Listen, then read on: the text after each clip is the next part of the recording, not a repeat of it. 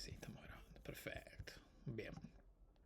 Entonces, en la clase de hoy vamos a ver Solana. Este es el roadmap que tenemos. Y bien, entendamos que si repasamos un poquito, históricamente, 2009 tenemos a Bitcoin, 2015 tenemos a Ethereum, ¿sí? 2017, sí, 2017 tenemos el boom en Ethereum de las ACO, donde explota la red de Ethereum prácticamente, y ahí empezamos a tener el famoso trilema de blockchain. ¿Se acuerdan de eso, no? El trilema de que yo no puedo tener muchas transacciones por segundo, descentralización y seguridad, que eso lo planteó Vitalik, el creador de Ethereum. Tengo que elegir una de esas dos puntas, ¿sí? Entonces, en ese contexto nace esta blockchain, ¿sí? En ese contexto que acabo de comentar, ¿no? Justamente explotando Ethereum, explotando en el sentido de uso por un evento particular y colapsándose, ¿sí? Y muchos quejándose de eso. Lo mismo esto de tener que pagar la transacción que salga carísima porque la red está siendo usada muchísimo. Bueno, en todo ese contexto nace Solana, ¿sí? Solana, bueno, que es creada por prácticamente Anatoly Yakovenko, que bueno, es Qualcomm con sistema distribuido de alta performance, publica el primer borrador de Proof of History. Ethereum en ese momento todavía no estaba en Proof of Stake, estaba en Proof of Work. ¿Sí? Esto también lo comento como contexto histórico.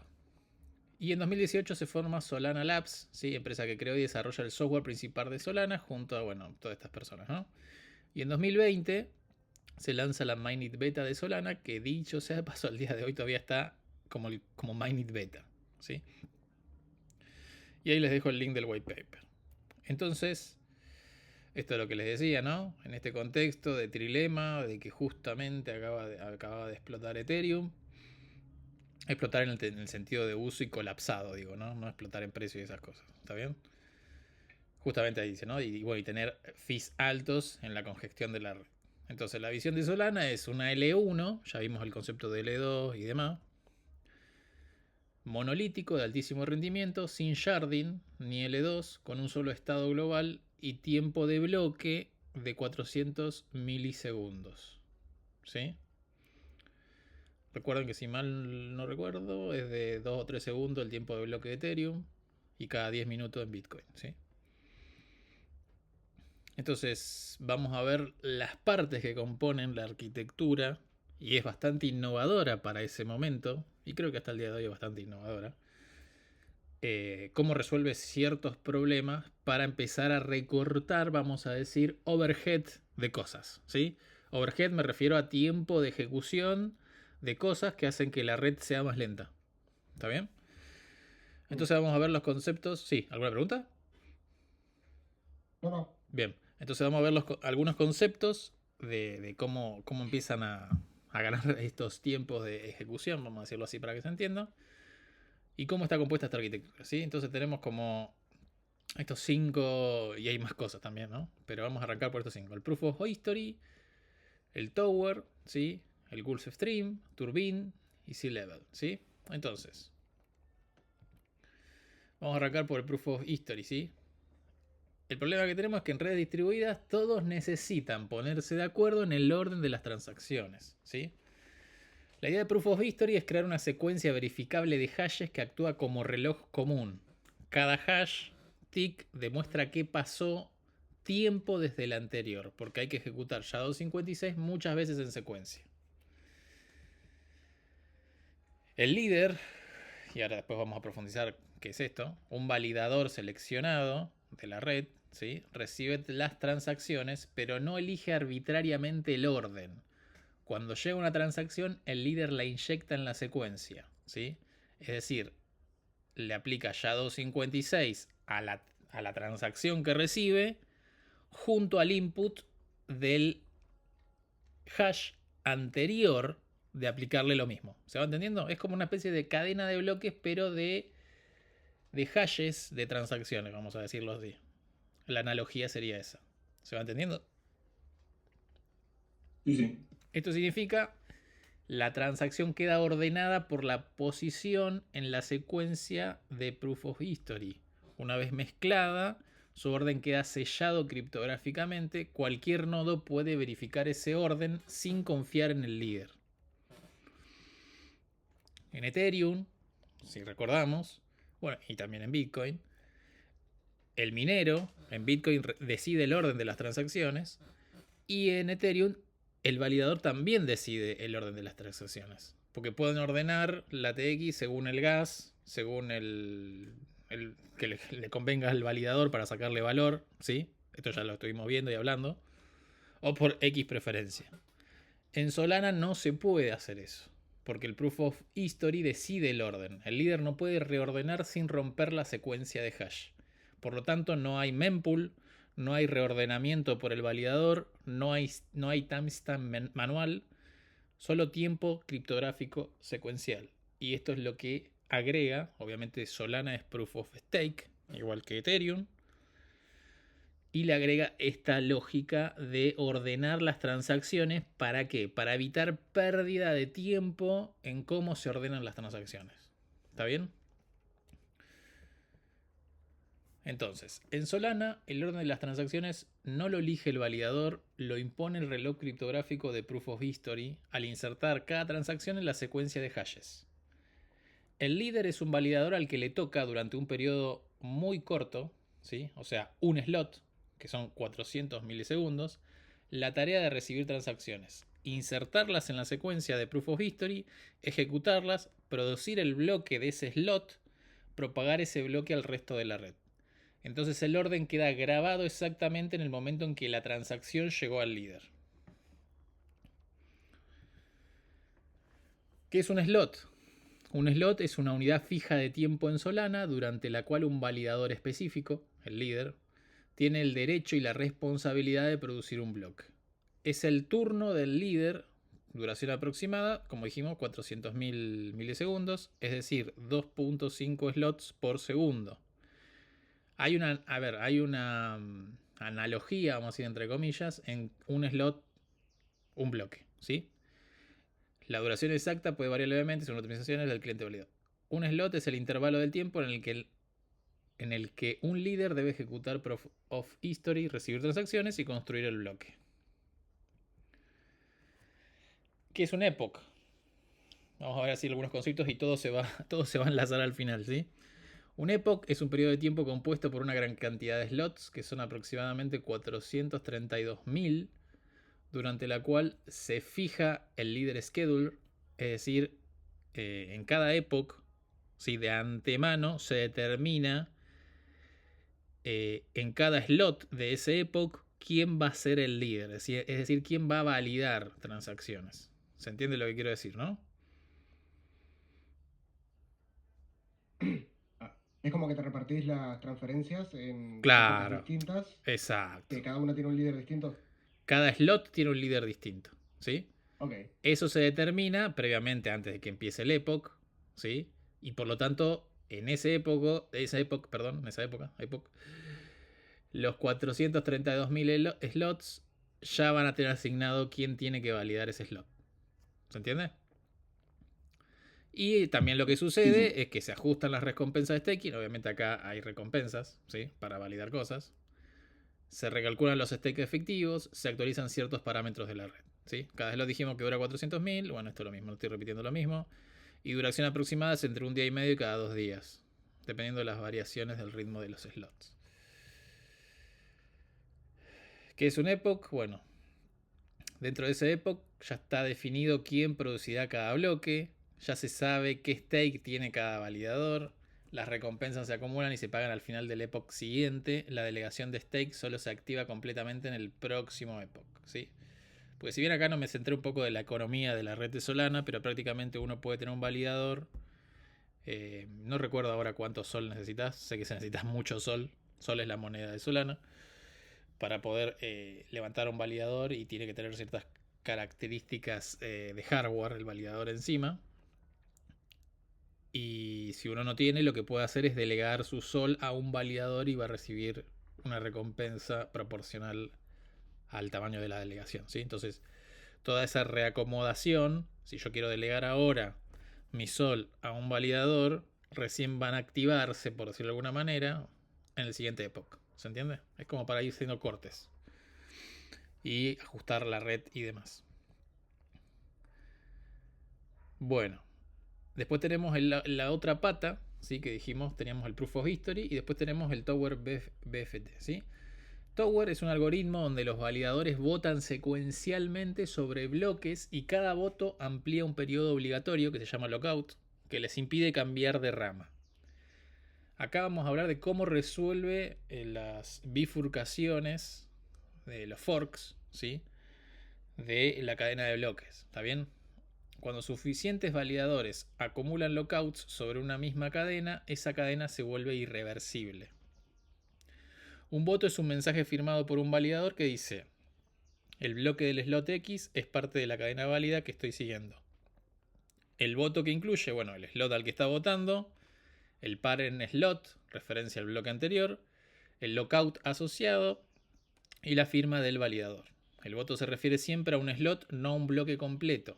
Esto es importante porque los slots pueden estar vacíos, pero igual mantienen estructura temporal. ¿Qué es un lockout? ¿Sí? Un lockout no es solamente tiempo bloqueado.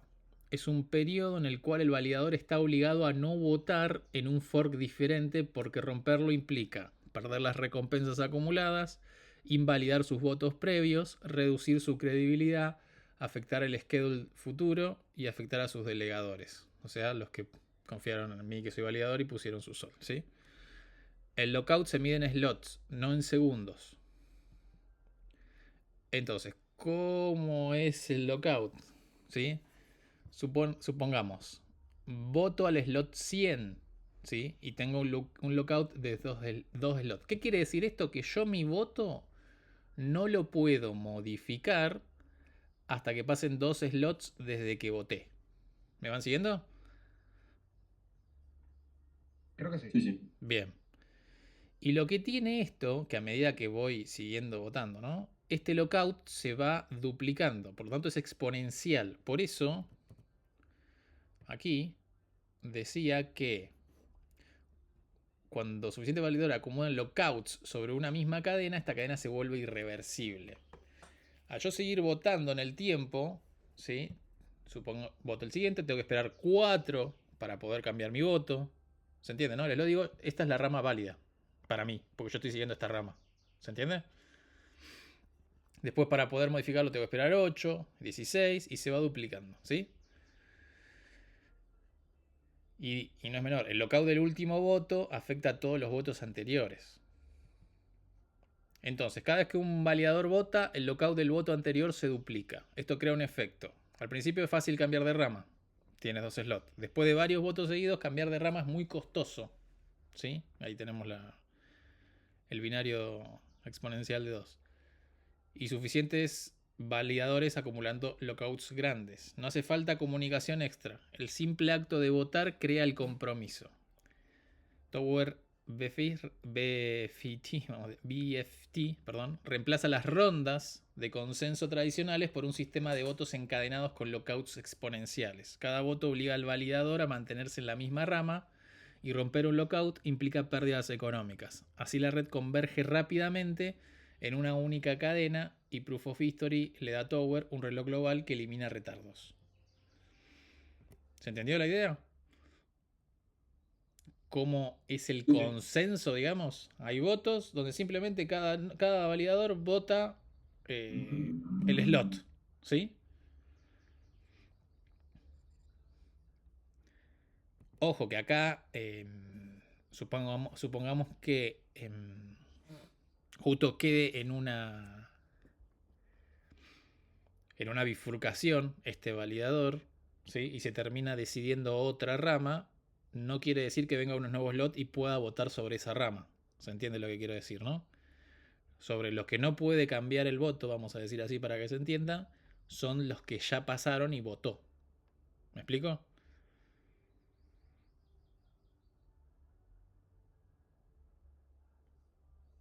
¿Me caí o estoy? No, Creo no que no lo estás. entendí. Justo al final creo que no lo entendí, pero es básicamente que Eh, como tenés que esperar tiempo para poder votar de vuelta, porque así funcionan los slots, Entonces, cuando pasa, si cambia, se diverge y se elige otra rama, no podés elegir hasta que esperar que termine tu voto de la rama anterior. No, no puede. A ver, el bloqueo este es sobre el voto que ya emitiste. ¿Se entiende? Esto evita varias cosas. Primero, que, ¿cómo dice? Que no haya algo malicioso dando vuelta. Me explico, ¿no? Que yo Sí, cambie el voto, ahora te valido esta rama y después porque me conviene te valido otra rama. Evita eso, por ejemplo, ¿no? Evita cómo... eso por un lado, lo malicioso. Y por el otro lado, evita tener que ponerse de acuerdo todos cuál es la rama... sí, cuál es la rama válida, vamos a decirlo así. En este caso va a ser los que mayor votos tenga. Me explico, ¿no? Entonces, al resolverse de esa manera, y esto es lo mismo, el voto, o sea, el lockout es sobre el voto emitido, no sobre futuros votos. Es decir, si yo estoy votando en esta rama y esta rama quedó afuera, me coloco sobre la nueva rama y sigo votando los bloques que vienen hacia adelante. ¿Se entiende? sí. Evita, es prácticamente para evitar retardo en la red por ponerse de acuerdo con los demás y evitar ejecuciones maliciosas de cosas, vamos a decirlo así para que se entienda. Bien, la otra pata que tenemos es Gulfstream. ¿Sí? Gulfstream es el protocolo de Solana que elimina el mempool tradicional y envía las transacciones directamente al futuro líder del slot antes de que su turno llegue. Es decir, no hay un mempool global como en Ethereum. Las transacciones no quedan dando vueltas en la red esperando un minero, por ejemplo. Cada transacción se encamina directamente hacia el validador que será el líder en el slot donde probablemente se procese. ¿Por qué? Porque ya se sabe por el epoch y el schedule leader qué validador va a validar cada slot. ¿Se entiende la idea, no? Es como que adelanta, decir, bueno, ya sabe que no van a entrar en este slot de transacciones, las va disparando a los siguientes validadores, los líderes de los slots que son validadores, para que ya la vayan preprocesando de alguna manera.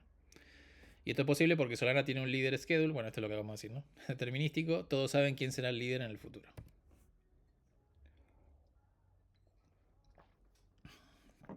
Entonces, ¿qué es lo que hace? Bueno, envía las transacciones directo al validador que será líder, ¿no? Ejemplo, el slot 100, el líder será el validador A, el validador B, bueno, etcétera, ¿no? Cuando un usuario envía una TX, la red la encamina A si se espera que se procese en el slot 100, B, bueno, y así sucesivamente, ¿no? Esto es lo que se llama forwarding.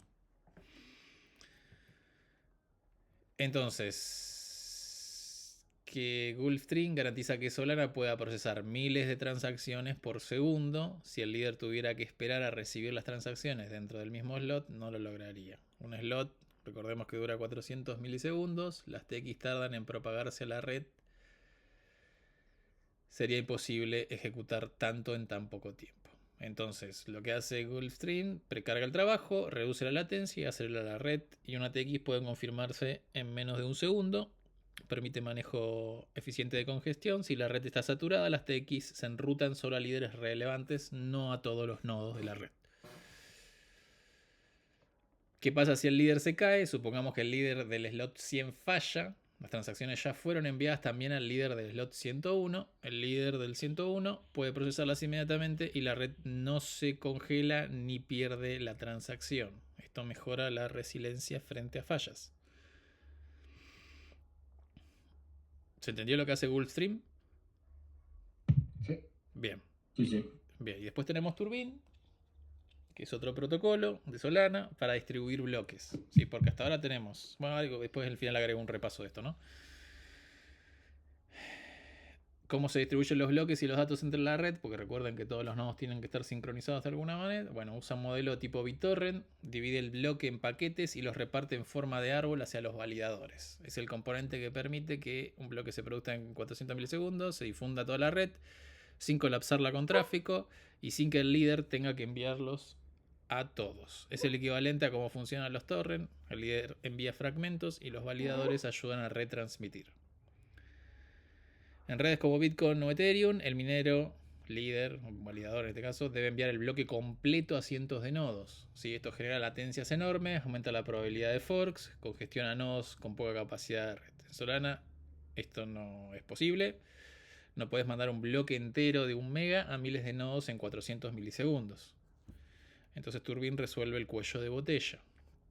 El líder divide el bloque en shreds, fragmentos. ¿Sí? Un bloque se divide en pequeños paquetes que equivalen a 1 o 2 KB. Un bloque tiene cientos o miles de fragmentos. Cada fragmento está autenticado por Proof of History y Merkle-like. ¿Sí? Son estructuras. Entonces, un bloque de 600 KB se divide, por ejemplo, en 300 fragmentos de 2 KB. El líder no envía todos los fragmentos a todos, ¿sí? En vez de eso, crea un árbol de retransmisión. Y acá hago un ejemplo simplificado, ¿no?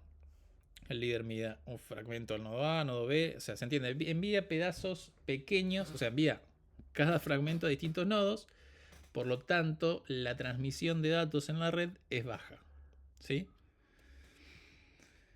Después, cada uno de estos reenvía parte del paquete a otros nodos, ¿sí? Por ejemplo, el líder A recibe entre 1 y 100, el B entre 101 y 200 y el C entre 201 y 300. Luego A envía parte de sus fragmentos a otros validadores del subárbol A y así sucesivamente, ¿sí? Cada validador solo transmite a unos pocos nodos, no a todos. No todos reciben todo directamente del líder, el líder no se satura, cada validador solo reenvía lo que le corresponde, menos ancho de banda por nodo, el árbol permite que el bloque llegue a todos los nodos, distribución eficiente, los fragmentos están firmados y verificables, si un nodo recibe datos corruptos saben que está mal, y bueno, tiene resiliencia de fallas, aunque un nodo intermedio falle, otros subárboles siguen propagando.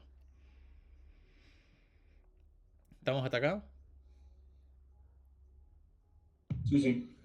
Ay, no agregué el resumen, me parece. Bueno, me faltó agregar el resumen acá. Sí, me lo comí. Bueno, me lo comí. Pero la idea de es esta arquitectura, ¿no? Que hace que tenga alta velocidad y se pueda procesar miles de transacciones por cómo está esto que les decía, ¿no? Recortando overhead para que sea lo más performante posible. Bien, vamos a ver ahora otra pata de Solana que no es menor, de hecho es bastante distinta a todo lo que venimos viendo hasta el momento, que es el storage, ¿sí? Solana no tiene un estado global como Ethereum, Solana usa cuentas independientes, cada una con su propio dueño, datos, lamports y permisos. El runtime nunca lee o escribe memoria global, todo estado está contenido en accounts. Esto lo hace posible por ejecución paralela, que no lo vimos, ¿no? Ejecución paralela. Ah, me faltó. Uy, no. Perdón, no la metí. Bueno. No. Uy, se me repasó. ¿Por qué? Ah, bueno, no, lo explico ahora con accounts. Porque tiene que ver con accounts, ahí me acordé. Y si no, lo comento. ¿Sí? El runtime nunca lee o escribe memoria global. Todo estado está contenido en accounts. Esto lo hace posible. Esto es lo que hace posible que haya ejecución paralela, aislamiento de estado, evitar race condition, validación estática de conflictos, programas más seguros, storage descentralizado y granular. Todos los datos de la red se almacenan en cuentas. Bueno, podés pensar en la red Solana como una base de datos. Esto lo saqué de la documentación de Solana, por si se puede. Podés pensar como una base de datos de cuentas, similar a lo que sería un diccionario, un mapping, ¿sí? Donde tenemos clave de valor, donde la clave va a ser la address, vamos a decir así, o la public key de la cuenta, y el valor va a ser los datos de la cuenta, ¿sí? Cada cuenta tiene la misma estructura básica y puede ser localizada usando su dirección, y la estructura que tiene de data es esto, ¿no? Tenemos la public key y la data, ¿sí? Y la data tenemos los lamports, data de la cuenta, quién es el owner, si es ejecutable y rent epoch. Una CUNTS es la unidad básica de almacenamiento del estado en Solana. Cada cuenta contiene, bueno, public key, que ya lo dijimos, que es 32 bytes en base 58. Lamports, que es el saldo en sol que posee la cuenta, también sirve para pagar rent. Vamos a ver ahora qué es rent. Owner, que es el Program ID, el programa que tiene permiso para modificar esta cuenta. Solo el owner puede cambiar el campo data o descontar Lamports.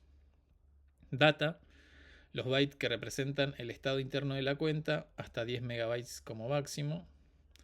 Y si es ejecutable, ¿no? Indica si esta cuenta tiene código ejecutable, es decir, si es un programa.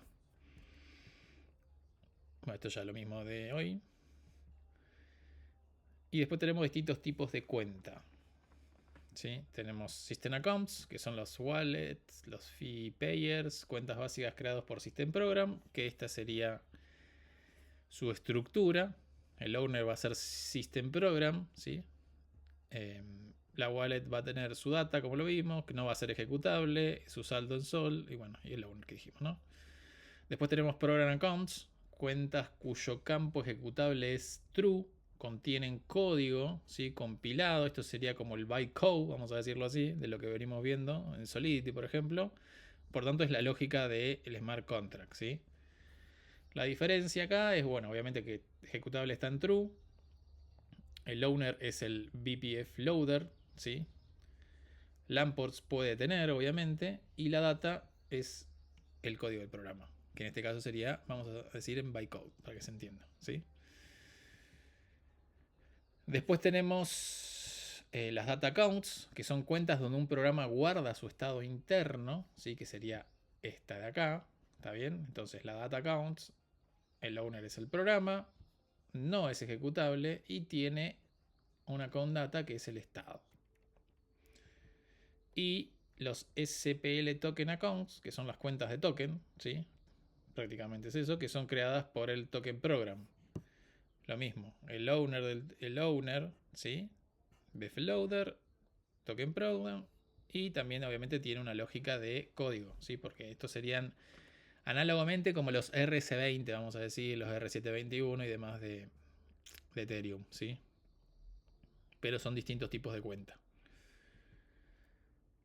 Entonces, ¿qué es una cuenta ejecutable? Bueno, esto lo acabo de decir, ¿no? Cuando se despliega un programa, su código se sube a una cuenta especial y se marca como ejecutable. El owner pasa a ser el BPF Loader Program. Esa cuenta no tiene datos mutables, solo código. No se puede escribir, salvo durante el deployment upgrade autorizado. Y otra diferencia de Ethereum, que nativamente en Solana los programas son actualizables, ¿sí? Si recuerdan, cuando vimos EVM, los smart contracts no se podían actualizar, salvo que utilicemos un patrón proxy, que fue lo que vimos en su momento. Bueno, acá en Solana viene con nativo para hacer un upgrade del programa, ¿sí? ¿Cómo funciona el almacenamiento? Bueno, el estado se guarda dentro de la cuenta, no dentro del programa. Acá hay un ejemplo de cuenta de usuario, ¿no? Donde tenemos esto es RAS, el authority put key, counter, nickname y demás. Esto se serializa y se guarda en la sección data de la cuenta asociada. Es decir, data de la cuenta asociada. Acá, data accounts, ¿sí? Aquí. Aquí. Bien, y después tenemos los conceptos de rent y rent. Rent es el mecanismo mediante el cual Solana requiere que toda cuenta tenga una cantidad mínima de sol para justificar el espacio de almacenamiento que ocupa la red. Solana replica cada cuenta en todos los validadores, por lo que almacenar información tiene un costo real. Rent sirve para evitar acumulación de cuentas basura, ataques que llenen el storage, consumo ilimitado de espacio on-chain. Si una cuenta no tiene suficiente sol, puede ser marcada como infrarent y potencialmente eliminada para recuperar espacio. Y acá hay algo que me faltó, que es hablar de una de las características que tiene Solana, que veo que no lo puse, pero lo tenía, no sé por qué no lo puse, porque lo tenía, lo había armado, o no lo copié. Y lo pegué, es que tiene el C-Level, que es un mecanismo. Vamos a ver un poquito para atrás. A ver si lo. Acá, sí. Que tiene runtime paralelo, que ejecuta muchas transacciones, programas a la vez. Lo que hace el C-Level, y esto lo explico brevemente, de última lo pueden buscar en la documentación que está más detalladamente, pero prácticamente el C-Level, como en Solana, cuando se envía una transacción, se envía también el contexto de las cuentas que van a ser leídas y escritas, ¿Me van siguiendo hasta ahí? Sí. Bien, Sí, sí. entonces el C-Level lo que hace en ese momento valida si en ese conjunto de transacciones no va a ser modificada el estado de más de una cuenta. Me explico lo que quiero decir, ¿no? Es decir, si yo tengo una transacción que envió saldo de la cuenta A a la cuenta B y después tengo otra de la cuenta B, bueno, esas no las puedo ejecutar en paralelo, ¿sí? Pero ahora, si yo tengo distintas cuentas en el contexto que estoy montando para ejecución, sobre un slot estamos hablando, y se pueden ejecutar en paralelo ya que no está haciendo doble escritura o lectura de esa cuenta en otra transacción, se ejecutan en paralelo, ¿sí? Y esto es lo que hace también justamente que sea más veloz la red. Y me lo recomí porque había hecho un gráfico lindo, pero bueno. Esto ya lo vimos. Storage.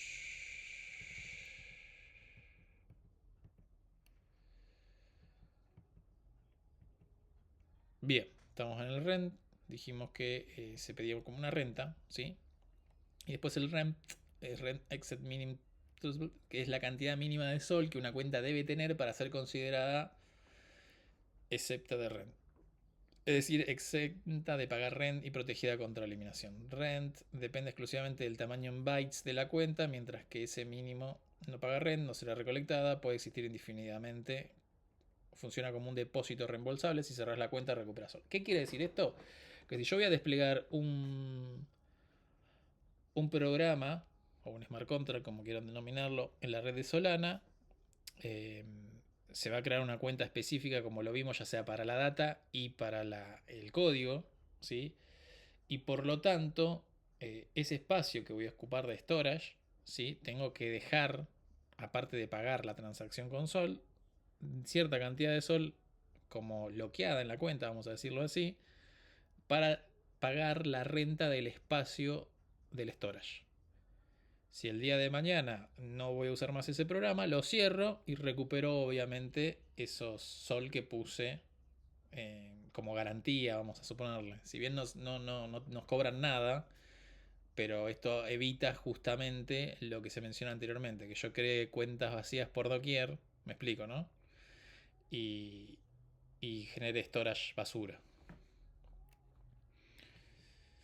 En vez de alquilar la casa, la compras, básicamente. Claro, es como que vas, sí, que no podés ir y ponerte una casa si no vas a poner muebles, sería, si querés la analogía. Tenés que ir con muebles. Después te podés cerrar la casa y llevarte los muebles, si querés, que sería el sol que dejas, ¿está bien? Pero tenés que tener muebles, si no, ¿para qué vas a tener una casa vacía? Eso sería como más la analogía. Esto, bueno, lo acabo de decir recién. Y bueno, y después función de hash y curva elíptica. Tenemos la famosa SHA-256, la función de hash, ¿sí? Que ya la conocemos. ¿Y dónde se usa? Bueno, se usa en Proof of History. Y se usa, bueno, en estructuras internas, ¿sí? Para derivar PDAs, que ahora vamos a ver qué son las PDAs. Firmar mensajes intermedios, generar seeds internos, bueno, hashes de bloques y ticks. Y la curva elíptica que se usa es bueno, esta, la 25519, que es moderna, rápida y muy segura, basado en la curva, bueno, esa, ¿sí? Claves de 32 bytes y firmas de 64 bytes, alta resistencia a ataques de canal lateral, que esto ya lo vimos, cómo se calculaba, ¿sí? Y después, ¿qué es una PDA? Porque yo nombro ahí la PDA, ¿sí? Una PDA que es Program Derived Address, ¿sí? Es una dirección de cuenta generada de manera determinística por un programa, sin una clave privada asociada y que solo ese programa puede firmar mediante SIDS, ¿sí? En otras palabras, no la controla un usuario, no tiene clave privada, no puede usarse desde una wallet, nadie la puede tomar, solo el programa dueño puede modificarla. Sirve para guardar estado seguro del programa. ¿Por qué Solana necesita PDAs? Porque los programas necesitan cuentas propias para guardar estado, como estuvimos viendo. Bueno, para si queremos hacer valor de tokens, configuraciones globales, perfiles de usuarios, datos indexados. Porque acá lo que vamos a tener que abrir un poco la cabeza es que el modelo este de cuentas que nos provee Solana no nos permite, por ejemplo, tener a nivel de código que desarrollemos nosotros, lo quiero decir así para que se entienda, un mapping de datas. ¿Me explico lo que quiero decir? Si uno venía Sí, sí, claro. de Solidity, vamos al ejemplo de acá, donde podía tener un mapping de address de usuarios y donde el valor es la data del usuario. ¿Se entiende lo que digo, no? Data que puede ser, no sé, nombre, apellido, etcétera, etcétera. Entonces uno, ¿cómo modelaba eso? Modelaba como un mapping entre address y un struct determinado que modelaba, ¿no? Bueno, acá eso en Solana no lo vamos a poder hacer. Lo que vamos a tener que hacer son PDAs, es decir, derivar accounts, ¿sí? De alguna manera, donde cada account va a ser la data, en el ejemplo que acabo de decir, de la address del usuario. ¿Se entendió lo que quise decir? Lo mismo si quiero almacenar una colección de algo. Acá en Solana, como está pensado el esquema de cuentas, siempre voy a terminar usando PDAs. O sea, voy a tener que derivar cosas en el contrato para guardar información. No puedo guardar colecciones de data. ¿Se entendió lo que quise decir? Sí, sí. Bien. Sí. Por eso dice datos indexados, ¿sí? Cuentas derivadas por seed sin depender de una private key centralizada, que es un foco de ataque. Entonces Solana inventa un mecanismo, el programa deriva cuentas previsibles sin llaves privadas y las maneja como si fuera su estado interno. ¿Cómo se genera una PDA? Bueno, una PDA se deriva de un hash con seeds y el program ID, ¿sí? Donde seeds son valores que define la cuenta, que la vamos a decir nosotros que seeds vamos a usar, que pueden ser string, public key y demás. Program ID asegura la unicidad del programa y hash debe generar una dirección off curve, o sea, fuera de la curva. Esto es importante. La dirección que se genera es fuera de la curva, ¿sí? ¿Qué significa off curve? Las direcciones en Solana PubKey normalmente son puntos válidos de la curva, pero las PDA no deben ser puntos válidos de la curva, porque si fueran válidos podría existir una private key. Alguien podría controlarla, se rompe la seguridad. Al ser off curve, la PDA no tiene private key, solo existe como dirección válida.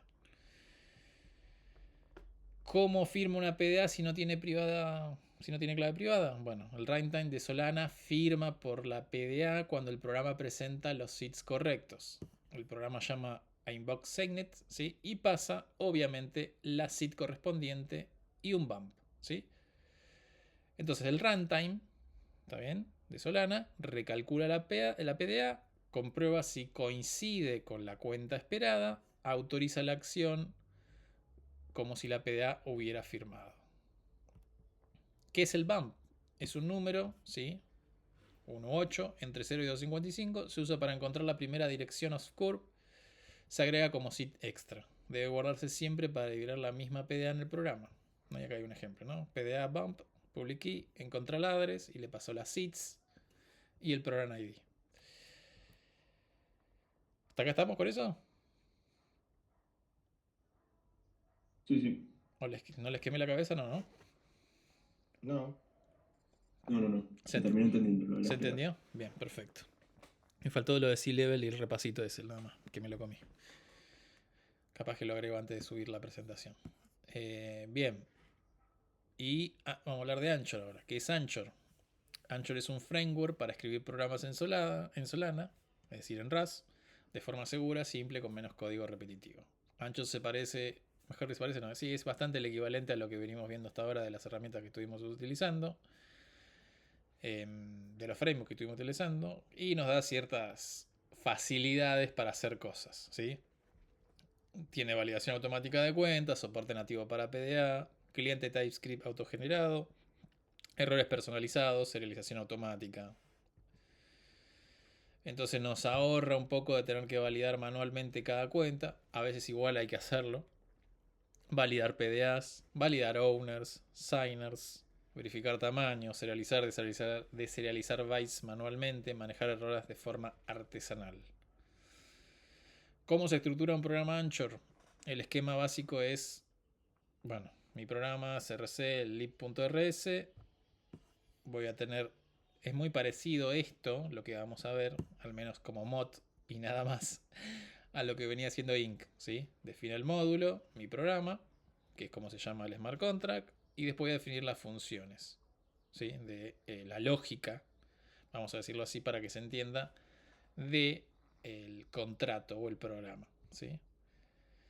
El corazón de Anchor son los contextos, o sea, los contextos. ¿Sí? Cada instrucción siempre tiene un contexto. Recuerden que yo les dije anteriormente el C-Level, ¿cómo sabe? Porque yo le tengo que mandar el contexto de las cuentas siempre desde afuera, off-chain, para interactuar con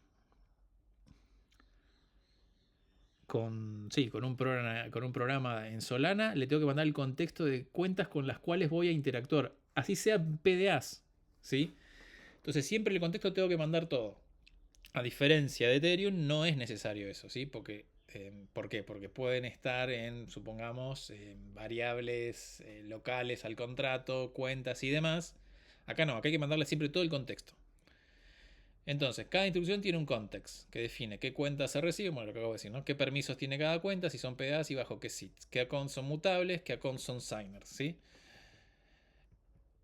Entonces, esto hace varias cosas automáticamente. A esto me refería, ¿sí? Entonces acá tenemos un context, ¿sí? Recuerden que yo tenía esto de acá. Si se fijan en el initialize, recibe un context de initialize. El initialize es un struct, ¿sí? Donde va a recibir un payer, que es el que firma, ¿sí? Va a tener un estado, que esta es una PDA. Esto que vemos acá es una PDA donde se va a almacenar la data, en este caso, en esta PDA, de acuerdo al tipo de cuentas que vimos anteriormente. Y después el System Program, ¿sí? Que esto tiene que estar sí o sí. Si se fijan, este pub state, ¿sí? Que está acá, es un account, ¿sí? De state account, que es un struct, que es donde voy a modelar los datos, ¿sí? Y acá vamos a repasar un poquito, ¿sí? Le ponemos la directiva a esta account, porque va a ser una account, que va a ser una PDA, ¿sí? Init, ¿qué quiere decir? Es que si no está inicializada, no, perdón, que está creada e inicializada antes de ser llamada, porque después tenemos el atributo init if need, o sea, si se necesita inicializar, que te la inicializa automáticamente y te la crea automáticamente la primera vez. Sits es lo que estuvimos hablando recién, ¿no? La frase semilla de la cual voy a derivar. Esto cuando lo usen o lo armen, tiene que ser lo más, ¿cómo decirlo? Lo menos global posible, sería en realidad. Es decir, acá yo pondría, esto es un ejemplo, ¿no? A modo educativo, pero si fuera algo medio productivo, ahí pondría, por ejemplo, el Program ID del contrato. Entonces, si yo derivo con el string state más el Program ID, no va a haber colisión. ¿Se entiende lo que quiero decir, no? Sí, sí. Porque si yo uso solo un string y otro contrato lo usa, puede llegar a generarme un Program ID para esa PDA que se repita y me explote mi programa porque el otro la creó antes. ¿Está bien? Entonces acá lo que yo necesito hacer es que esa SID que utilice, que se va a usar para derivar la PDA, sea como lo más única posible, digámosle así, para que se llame. Entonces ahí podríamos usar tranquilamente el Program ID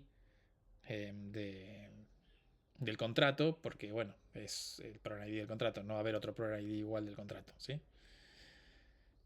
El BAM, que ya estuvimos hablando que era, el payer, ¿sí? ¿Quién va a ser el que va a pagar? Esto es importante. ¿Quién va a ser el que pague por ese rent que va a quedar al crear esta PDA? Y el space, es decir, el espacio que va a ocupar, ¿sí? Esa PDA. Y ese espacio hay que calcularlo. Ese espacio generalmente se usa siempre 8 bytes para el discriminador. Y estos de acá atrás van a ser lo que ocupe y pese este state account, ¿sí? Entonces, ¿qué hace esto? Anchor hace varias cosas acá. Calcula la PDA, valida que la PDA es la correcta, crea la cuenta con el tamaño exacto, calcula el rent, ¿sí? Cobra los LAN por necesario, asegura que solo este programa pueda modificarla, valida signer, owners y permiso. Todo eso hace eso, ¿sí? Y el state account es esto que tenía acá. No tenía dos campos, simplemente tiene el authority y el counter. Un contador, nada más. Eso quedó medio raro. Y después otra cosa que nos provee Anchor es un cliente TypeScript automático, ¿sí? Que esto nos va a servir para hacer test prácticamente. Y esto me quedó mal al revés. Errores custom y manejo seguro. También podemos crear nuestros errores propios para dispararlos cuando sea conveniente en nuestro programa. ¿Qué vamos a hacer? Bueno, vamos a usar el Anchor Framework, que está acá el link, y los comandos que más vamos a usar son el Anchor init, el nombre del proyecto, para crear por primera vez el proyecto, Anchor build para buildearlo, el test para correr los tests, y el deploy para hacer el despliegue. Creo que ahí es lo último, ¿no? Sí, bien. Entonces, ¿qué es lo que vamos a hacer? Me voy a meter acá brevemente. Ahí están viendo todos, ¿no? Sí, sí, se ve bien. ¿Cuántos somos? ¿Cuántos estamos? Ah, somos un montón hoy. Los 2000. Bien, acá lo que vamos a hacer es instalarlo, como nos dice acá. Obviamente necesitamos instalar el nodo de Solana, pero para correrlo localmente. Y RAS, ya RAS lo deberían tener de la clase anterior, así que no es necesario instalar el RAS. Y después lo que van a hacer, bueno, Solana CLI, siguen todas las instrucciones acá de cómo instalarlo, bla bla bla. Y quiero llegar a Anchor acá. Bien, y instalar Anchor, ¿no? Que Anchor está... ¿Dónde está Anchor? Ah, acá. Acá está para instalar Anchor, ¿sí? Y verifican la versión. Una vez que tengamos eso, que tengamos todo el... Bueno, van a tener que instalar Node si quieren correr los tests con TypeScript. Me quedó pendiente subir la clase de TypeScript, que después la subo, porque eso igual se entiende bastante bien con la plantilla que nos da... Con la plantilla que nos da Anchor se entiende bien cómo hacer los tests, pero igual después lo voy a subir. Y después vamos a ir a Local Development, ¿sí? Una vez que instalamos todo. Y acá está lo que yo decía. Vamos a seguir el paso a paso de esto. Creo que acá estoy bien, ¿no? Bien. No, acá no estoy bien. Acá.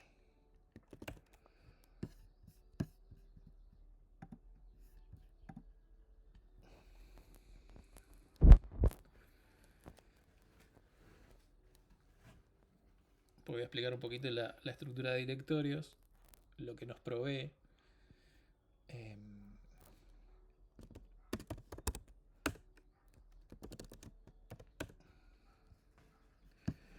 Bien, yo tiré el comando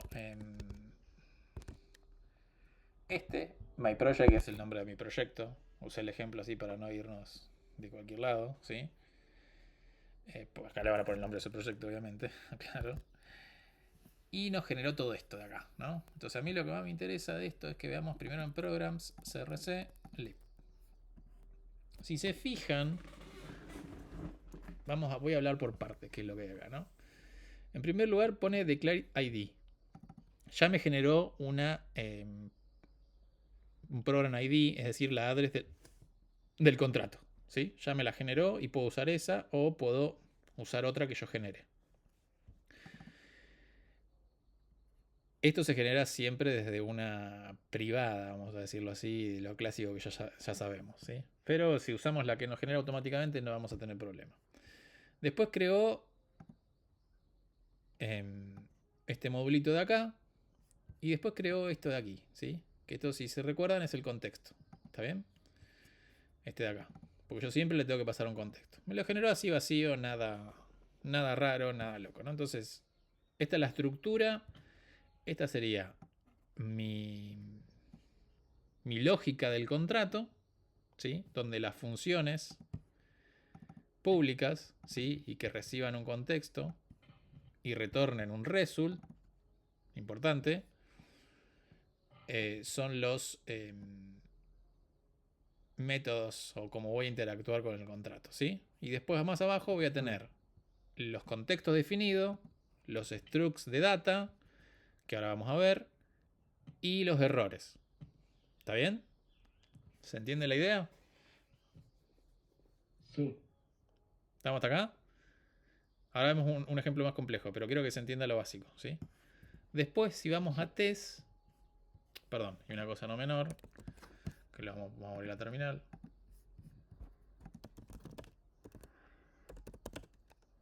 Bien, si hago anchor build, buildeo, obviamente. Bueno, ¿qué faltó acá? ¿Dónde estoy? Pero recién me anduvo lo más bien y ahora me falla. Bueno, si hago anchor, a ver, anchor no lo tengo acá. Sí.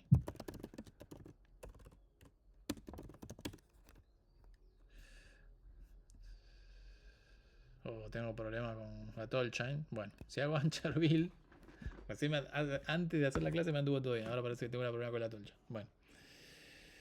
Esto me va a buildear y si hago anchor deploy obviamente también va a desplegar, ¿no? Obviamente ahora no me anda nada porque estoy teniendo un problema con versiones. Y no me anda nada. Bien. Vamos a... Si voy a la carpeta de test que está acá. Hasta ahora vi el librs donde tengo la estructura del contrato y ahora voy a la carpeta de test. Si se fijan, en test tengo un archivo TypeScript. Que simplemente lo que hace, bueno, importa obviamente las librerías que me instaló cuando hice la instalación de Anchor, ¿sí? Importa mi project es el nombre del contrato, recuerden, ¿sí? E importa prácticamente acá como la interfaz para poder interactuar con el contrato. Obviamente tengo que buildearlo para que esto me funcione y no me va a funcionar ahora, lamentablemente. Bueno.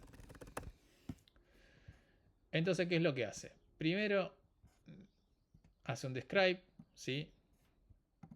Que prácticamente va a setear el proveedor, que en este caso el proveedor va a ser local.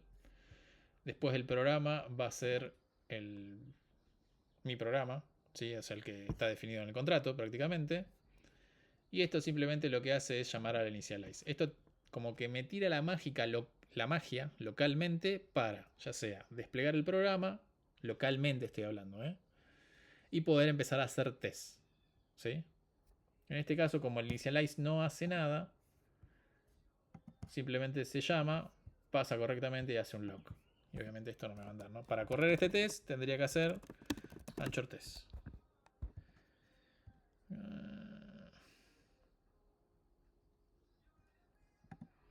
A ver si tengo acá. Hoy hice una actualización.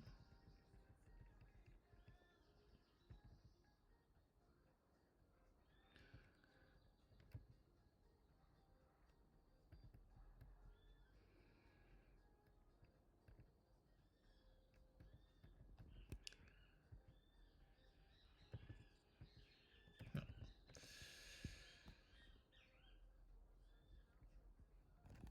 Qué raro, ¿no? O no estoy adentro, ¿no? Sí.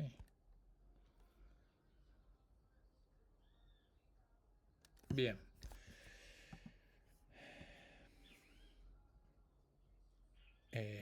¿Hasta acá estamos lo que estuve comentando? A ver, voy a cambiar esta versión.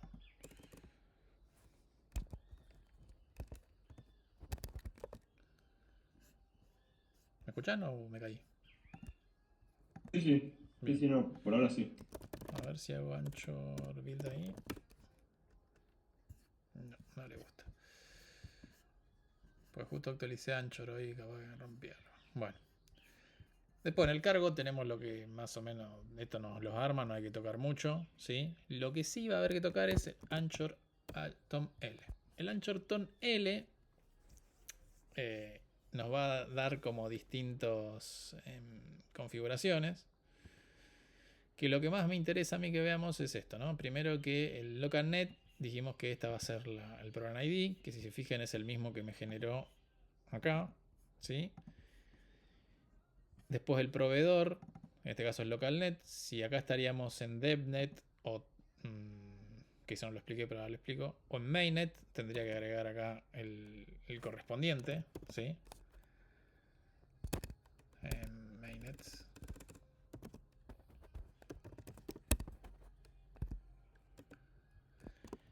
Y acá. Y acá podemos agregar script. ¿Sí? En este caso, cuando yo hago test, lo que se llama en realidad es run tsmocha, que es el comando para correr los archivos en TypeScript que estén dentro del directorio test y todo lo que termine en ts. ¿Sí? Yo acá podría agregar comandos propios. ¿Está bien? Para en vez de hacer anchor test hago otro comando, ¿sí? Pero bueno, no me anda porque no me anda anchor directamente. Una bronca. Pero bueno, este es lo que me arma. Si yo a partir de acá entro a construir. Ahora lo que quiero que veamos es otro ejemplo. Que es un poco más complejo.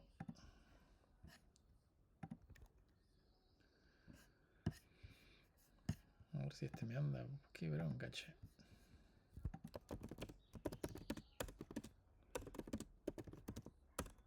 El video anda, ¿no? Ah, este sí me anda, mira. Que es el que estuve trabajando hoy. Bien. Bien. Acá lo mismo, ¿no? Arranqué y le fui agregando, ¿no? Entonces quiero que veamos esto de los contextos y de los datos y de las PDA y demás. ¿Está bien? La idea de este programa es que cada user tenga un storage propio, ¿sí? Y esto generarlo con una PDA. ¿Está bien? Entonces lo primero que vamos a ver es el Initial User Storage, ¿sí? Que tiene una autoridad que es quien firma la transacción, que ya vimos que en este caso va a ser el owner, ¿sí? El owner de quien esté. ¿Se entiende lo que quiero decir, no? El owner de la cuenta, me refiero, ¿no? Y la PDA que genero acá es User Storage, ¿sí? Que va a ser una PDA, obviamente. Y la data que va a tener es el del stack User Storage. Que lo vamos a ver directamente.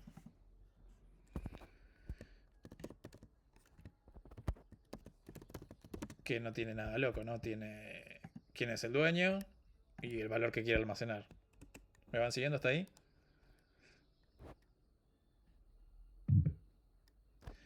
Si esto lo tendríamos que hacer en Solidity, lo que haríamos, ¿qué sería?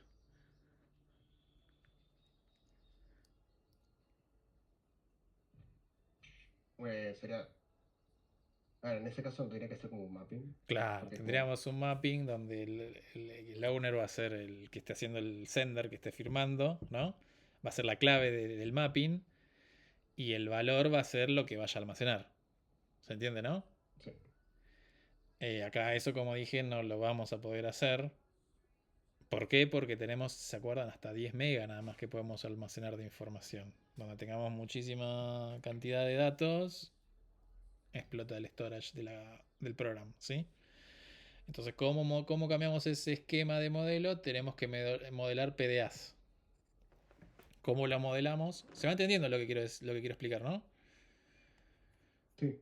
Bien.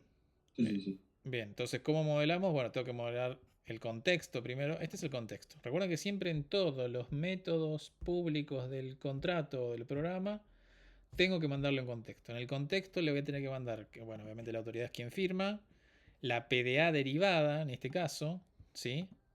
Que ¿cómo voy a derivar la PDA? Bueno, uso el string user storage y en este caso estoy usando ¿qué?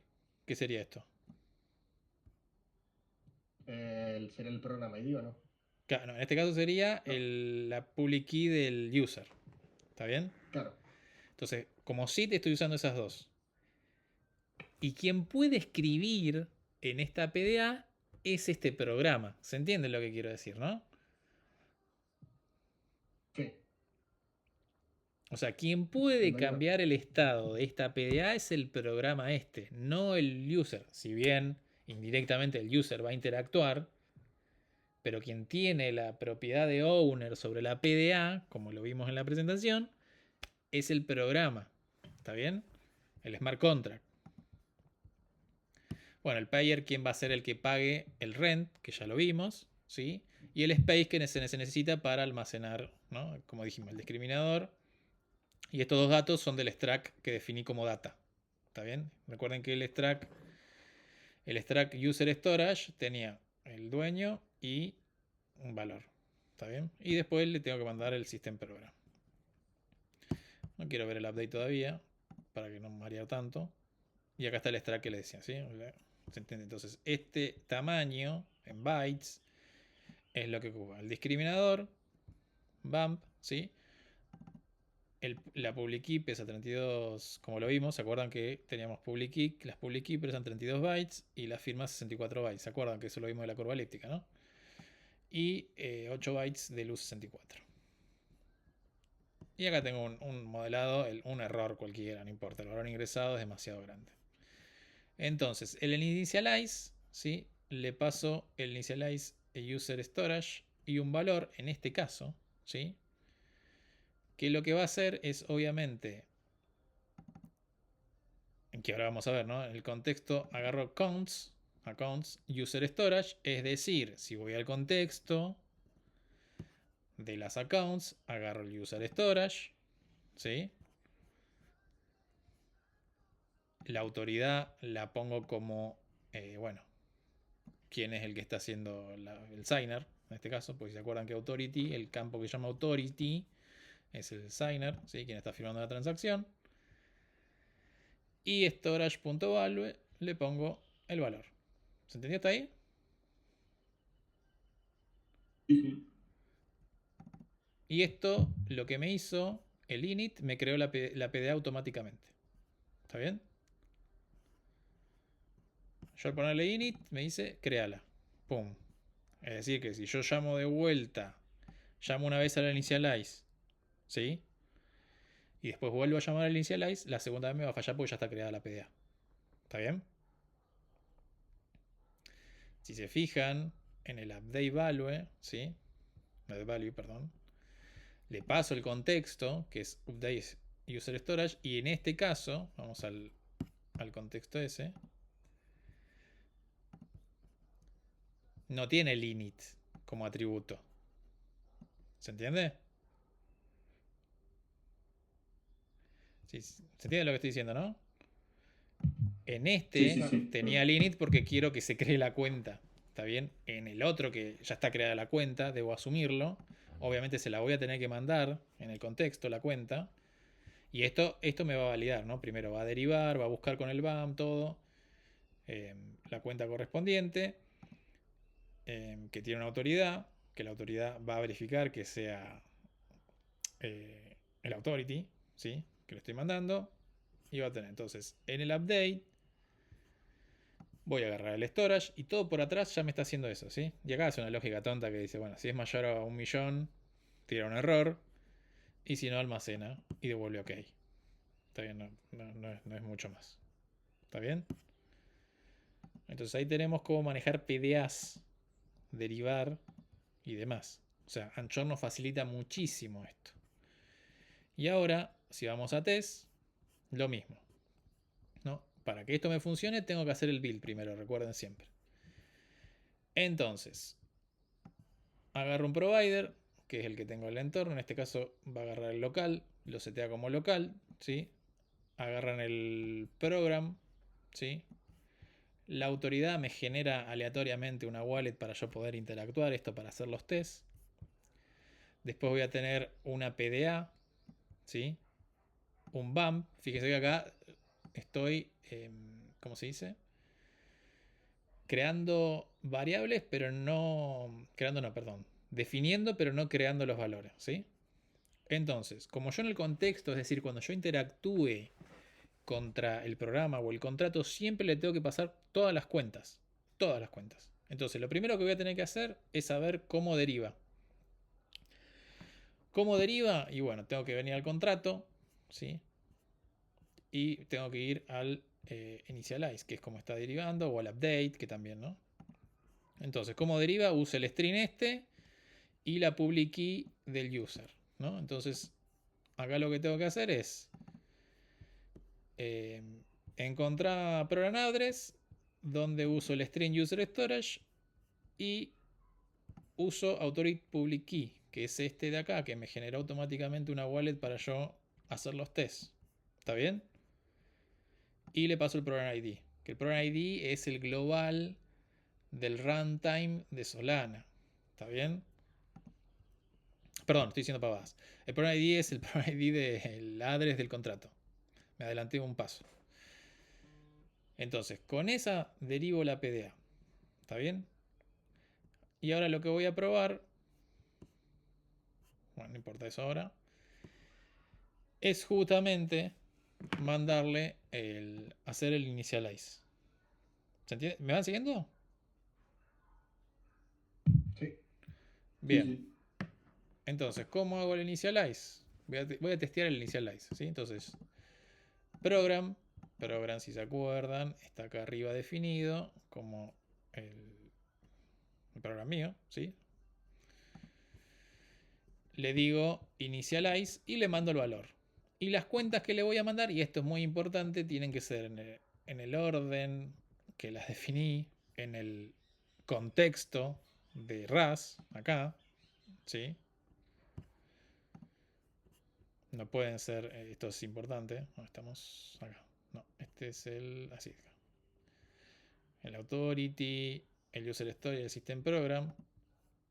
Entonces tengo que mandar el authority, el user storage y el program ID. Recuerden que esta es la PDA, que la tengo que derivar en el cliente para poder mandarle todo el contexto. Y llamo, ¿sí? Espero y obtengo el valor, ¿no? Y acá dice, bueno, que espera que sea...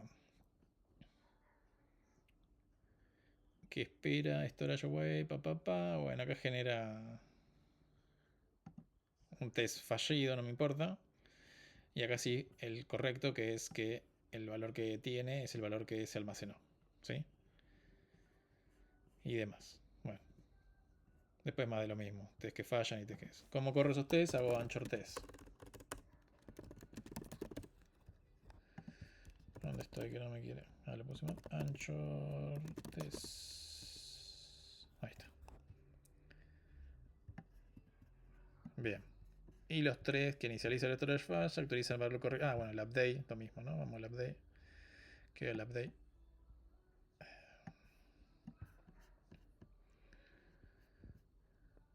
Bien, actualiza el valor correctamente, ¿no? Lo mismo. Genera un valor que quiero actualizar. Al program methods update value le paso el valor y le tengo que pasar las cuentas del contexto, ¿sí? En el orden que fueron definidas. Si voy al contexto del update, que sería este de acá, ¿sí? ¿Qué le paso? Le paso el user storage y el authority en ese orden. Por lo tanto, acá en el cliente, ¿esto funciona? Bueno, medio raro que haya funcionado. Estoy bien, ¿no?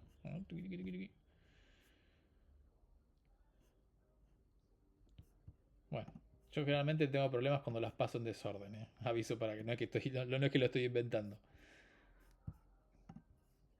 Porque acá en el update, vamos a cerrar cositas. Tengo el storage y el authority. Bueno, y acá está medio al revés. Bueno, tratemos siempre de, por la duda, ponerlo en este orden. Porque a mí me han fallado cosas de esa manera. Después, ¿cómo obtengo el estado de la data? Esto es simple. Acá directamente estoy consultando sobre la data de una cuenta dentro de la base de datos de cuenta de blockchain. ¿Se entiende? La blockchain de Solana. ¿Se entiende, no? Sí, sí. Porque esta es esto de aquí, ¿sí? ¿Alguna pregunta de esto? Pero ahora no. Ninguna por ahora. Bien, ¿y cómo hago el deploy? Hago Anchor deploy. En este caso, como yo el despliegue lo tengo, si se fijan en Anchor Tom L, tengo configurado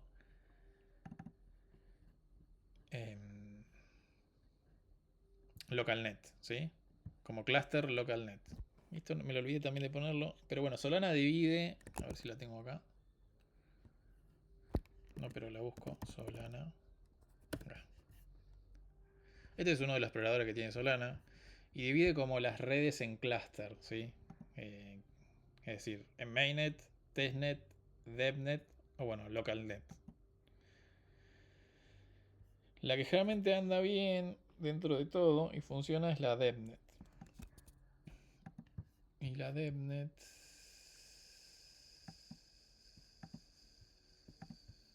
A ver si está acá. No, esto no me interesa. Pero bueno, vamos a poner devnet.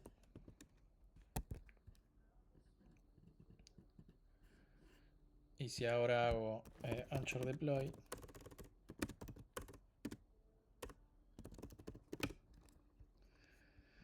No, porque no me lo está tomando, pero ahí ya lo guardé, por eso. A ver.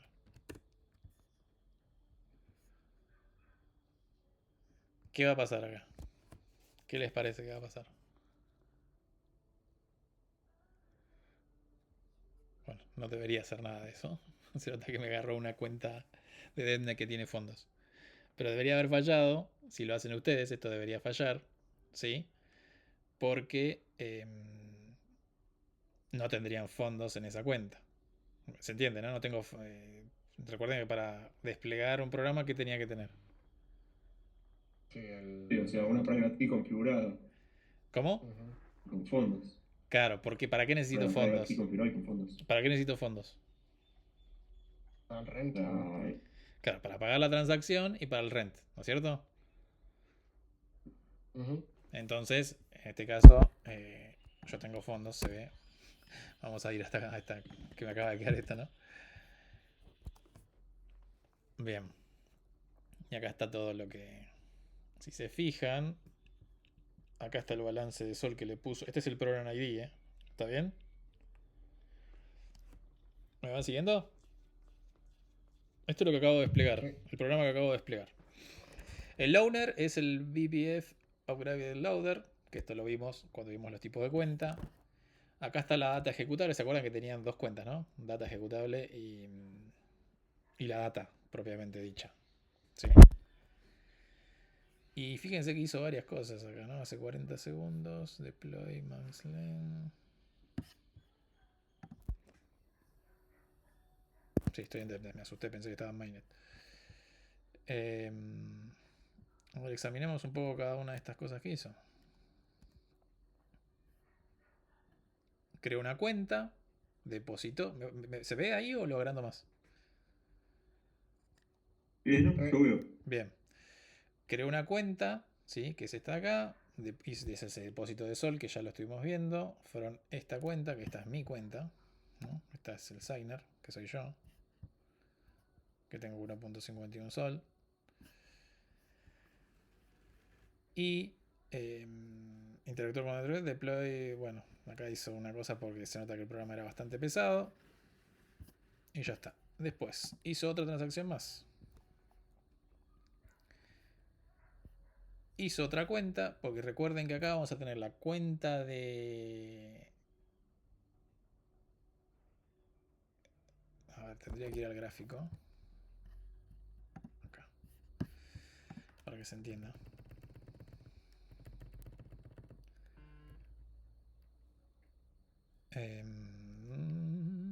Acá.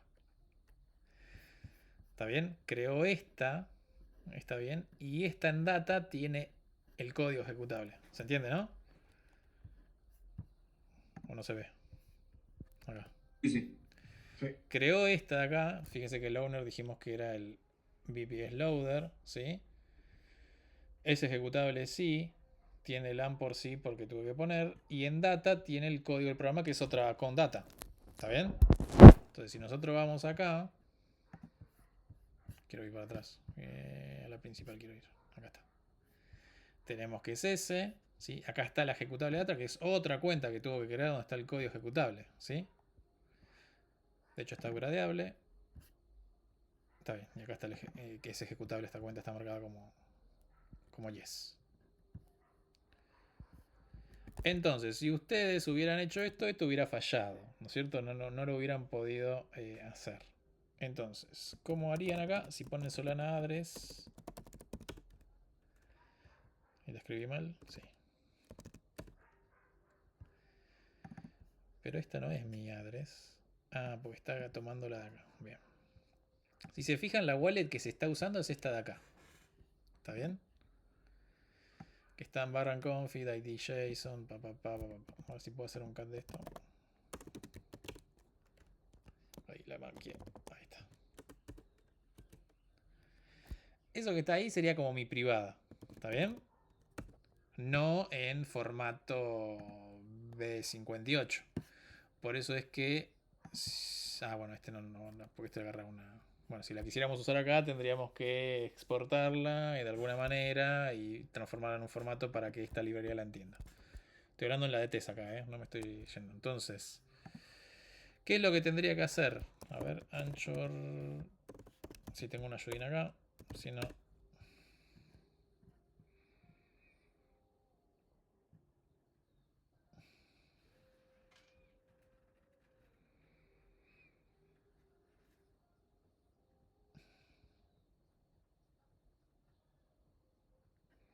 No, este no. A ver el keys. ¿Qué hace?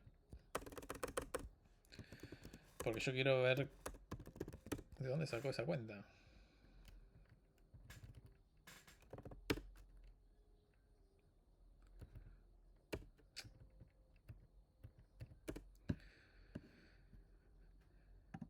Config.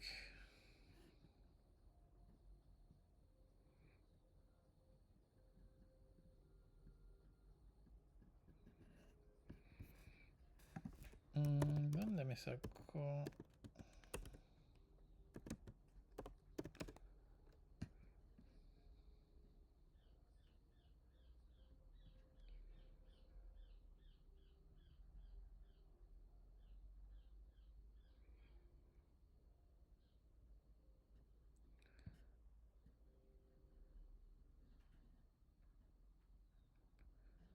Bueno, después le dejo el comando para obtener la cuenta esta, o sea, la pública, ¿sí? Para que puedan desplegar y utilizar, que no se lo dejé eso, ahora que estoy pensando, la faucet, ¿sí? Acá les dejo una faucet que les da 20 DevNet de Sol para que puedan desplegar en DevNet de Solana, ¿sí?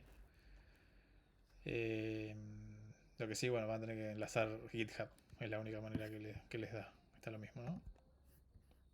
Ah, bueno, bueno, sí, también, tiene que conectar GitHub. Es que esta te da 5, si no me mal no recuerdo. Sí, esta te da 5 y esta te da 20 cada 24 horas. Entonces, lo que van a tener que hacer es obtener la pública con la cual se está haciendo. A ver si tenemos en la documentación acá.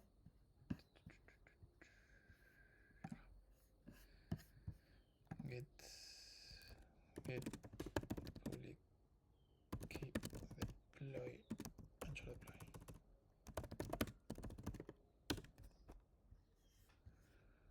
No, ¿qué pasa? Me busco.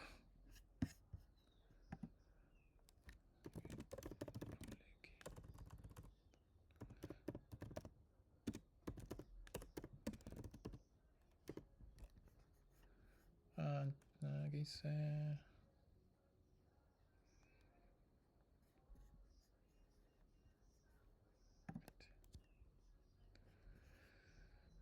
Deploying environment in the workspace. Ah, workspace. A ver. No, me está usando esta wallet.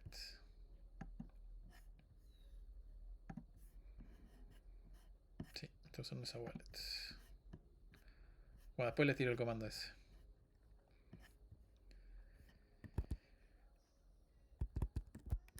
Bueno. ¿Alguna pregunta? Bueno. No, no. Bueno, corto la grabación.